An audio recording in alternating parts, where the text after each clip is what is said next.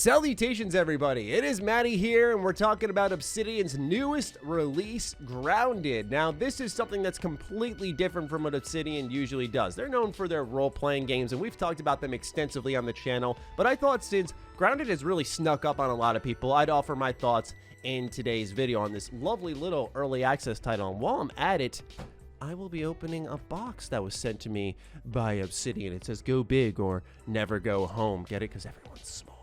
But anyway, no idea what is inside this box here. Your guess is as good as mine. If you'd like to go ahead and post a comment, make a guess. They did not pay me to make this video, but yay, free stuff. All right, let's talk about the game itself.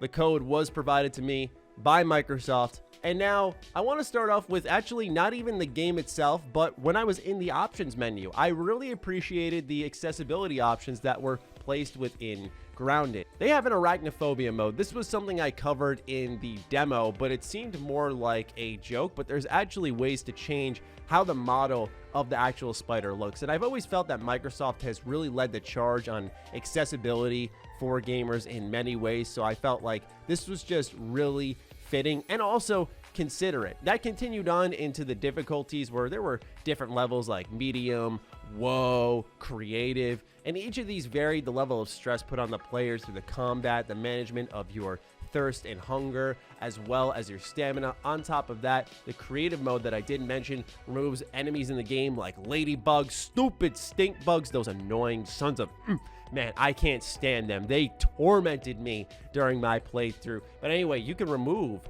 those silly bugs and just continue on with creating cool bases and having fun exploring the backyard. So I fired up the game. I picked Hoops. She seems to be the only voice character in the game. And when I started it, I was really impressed by the visuals. This game actually looks really good, and I feel like it helped build the universe in a very specific way because of the lighting. The lighting helps a lot because you'll see the sun barely peering through the grass above you, and it does create this sense of scale where you really are in this backyard. And that's also helped by things such as landmarks where you're going to pass a baseball, a juice box, and they're these incredibly large structures and you're just this tiny little character. Unfortunately, these landmarks don't offer anything in the sense of dungeons that you can explore or rare gear to find within them, which is pretty standard for these types of games. But I wanted to make sure, since a lot of you are familiar with how Obsidian normally makes their games, this is very different, and fortunately they were self-aware. Now, as I continue to review this game, know that it's coming from the standpoint of me knowing this is a 13-man team. It is a $30 early access title. It is not Obsidian's primary focus. In about my first hour, what I expected versus what I got subverted my expectations in the very best way, and that was really punctuated by when I reached this area called the Oak Lab. Inside there, it was something completely different from what I expected in this universe, and it took a really strange turn that absolutely grabbed hold of me. It made me super invested in the universe. It made me want to learn more about the story.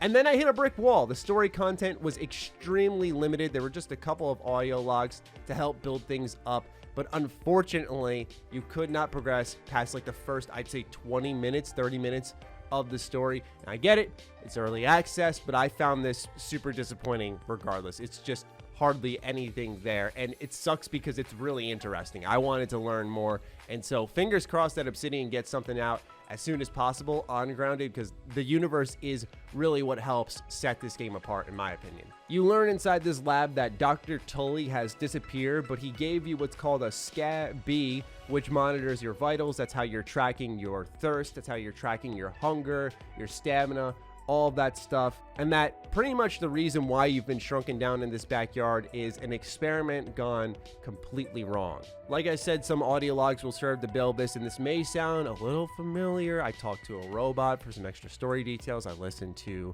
some audio logs. Yeah, it's kind of similar to Fallout 76. And so if I talk positively about it, people are going to be like, but Matty, you don't like Fallout 76. No, that's wrong. Stop right there. I actually enjoyed Wastelanders, but more importantly is that 76 was like a AAA budget, multi-development team level production. This was made by 13 people, and it's way more polished than I expected.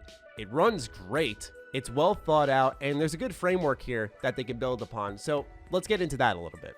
Raw science is really at the core of the current gameplay loop. Perhaps it will develop beyond this, but right now, as you explore different areas of the game, or you create new items, or you go to the analyzer where you can bring objects you've discovered in the world, scan them to learn new recipes, you'll earn raw science, which can then be spent on advanced recipes within the game itself. These advanced recipes will expand things like your equipment, they'll expand things like the types of walls and buildings that you can create, and that's really the core of the game, right? You're collecting resources to then bring back to wherever you want to build your camp, and that's it.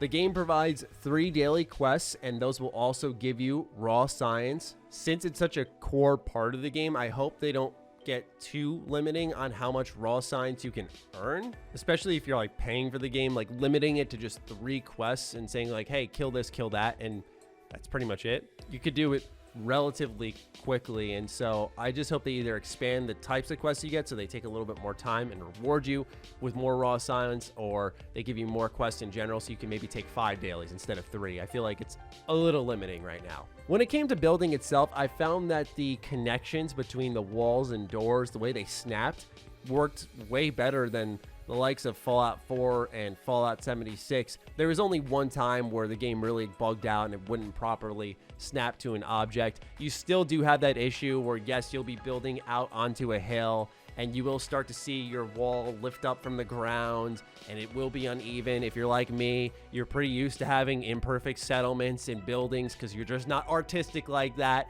I feel your pain, trust me.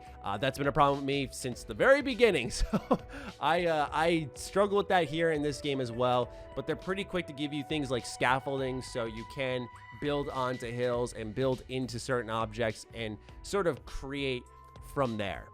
I played this by myself. I didn't have any additional codes given to me to like play with my friends, and my friends didn't want to spend the money on the game right away because it is relatively new and it is an early access title, which I 100% understand. So I will say, from a solo experience, it was okay. I felt like it was like most of these games, such as The Forest. I play a lot of The Forest in the past on VR, as well as just when it originally came out. And playing that by yourself and collecting all the logs and bringing them back to your camp, it's a lot of trips and it can get a bit monotonous. Same thing's applying here, except you're putting grass planks on your shoulder. You're bringing them back and forth. If I had 2 extra sets of hands that were doing the same thing, things that took me about like an hour to do would have taken me 15 minutes. It's just that difference there, that if you are going to look into this game, do make sure you got some friends with you, because I feel it's not as enjoyable when you're just playing it by yourself. And I'm glad that Obsidian lets you play the game by yourself, but that's where the story content becomes a problem, because there's not enough there to hold your interest in general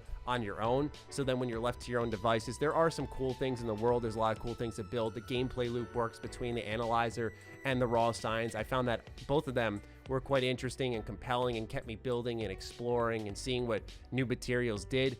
But eventually that will wear off over time, whereas with your friends, I think that there will be a difference maker there. Also, you're playing as some of the most sadistic little kids in human history, all right? Because when you kill these bugs, you collect their parts, right? It's like, okay, they're bugs. I guess we can make an exception here. But then you see the way that these twisted individuals turn these bugs into armor. We have aphids, these cute little bugs. They get turned into slippers. You literally wear their bodies on your feet. What kind of madman came up with this? You can turn an ant head into a samurai helmet. So there's this cool blending between armor and bugs, and there are set bonuses where, for example, if you have a complete set of the ant armor, you'll gain a hauling bonus. You can put more grass planks on your shoulder. Or if you're wearing the entire acorn set, you'll have better melee defense. The aphid slippers I mentioned have more movement speed. So there are bonuses to each of these pieces of armor and these weapons, and I really like that about the game, quite honestly. I feel it adds a little touch of the RPG part that I've always liked in Obsidian games. But yeah, like, these kids are freaks. They're freaks. So ultimately, after my time with the game, it felt like a good podcast game or a good music game. Like, I turned on a couple of albums and I just started grinding them out while I was just playing this title and collecting resources. And it did bring me a bit of a zen experience. It was nice. It was peaceful. I've enjoyed that. And these games are good during these times where everything around us is so frantic that you have just a calming experience that says, hey, build some things. I think its level of polish, its universe, and its potential future do help set this apart from other early access titles. Plus, with Microsoft's backing, I feel like Grounded could get more updates out in a quicker fashion. Just given its popularity on Twitch, right? Like, it had 219K viewers. It has dipped off since then, but it is sneaking up on Obsidian. I think it's way more popular than they expected, but they do need to get on some updates and get more content into the game, in my opinion. Currently, I'm enjoying just the loop of things, but if I spent $30, I'd be a little bothered. I would wait, personally. If you're looking to spend your money solely on this game, I would wait, not because it's bad. It's actually quite good, but I'd wait just because right now, it is a standard building game, and they do need to build more, I think, on the story and supplemental content, because otherwise you could go play like something such as The Forest, which offers you relatively the same mechanics, except it's a little bit creepier. Don't get me wrong there. I think The Forest is terrifying, but yeah. That said, when a spider sneaks up on you or a stink bug goes after you, it is terrifying. There are those dynamic moments in between that create tension, that create that moment-to-moment action that you can tell a story about. And so there is that there that the game offers, especially because you're saying, oh, a stink bug was chasing me. Man, I exterminate stink bugs, all right? They can get the hell out of here. But in the case of this game, they win. So now, with that, those are my opinions on the game. I'd say wait a little bit to spend your money on it, not because it's bad, but just because it needs a little bit more content. If you're a Game Pass owner, give it a whirl. If you're not a Game Pass owner and you're curious about the game, this is the way to approach this game. Go ahead, pay your $10 a month and download this game. I think you will enjoy it with some friends. But now, we've got a box to open. So let's see what was sent to me by Microsoft and Obsidian. Okay, here we go. Your guess, like I said, is as good as mine. I don't know how else I'm going to open this, so I'm just going to take some scissors to this and just cut straight across the box like this. This is, you know, like I said, I'm not really an unboxing kind of guy. This is definitely way out of my element. I definitely just like to talk about games. So yeah, opening boxes, not my specialty. But anyway, here we go. Got the top open here. And let's see what we got. Okay, so I opened it the wrong way. We've got Grounded on this side here. And it says, strap yourselves in. Welcome to Grounded. You are about to begin your journey by being shrunk to the size of an ant. All right, so this is just saying that the game's based off your feedback, that it'll help. Inside here, what do we have? This is, it looks like clothing. All right, so we've got ourselves a shirt here. This is a rainbow kind of sword. I'm actually not sure what part of the game this is from, but more exciting, way more exciting. All right, we got Hoops. We got Hoops' hoodie right here, baby. This one's tight. This one's actually awesome. I just saw this on the Xbox store and I was like, do I want to buy this? And I was like, no, because I knew I had this box sitting here and fingers were crossed. It was a 4-pound box. So yeah, we got a Hoops hoodie. This thing's awesome, man. I'm sorry, I know the camera angle's not that great, but yeah, we got like a cat skateboarding on the back. Yeah, this is definitely being worn in the next video, 100%. This thing is this is quality.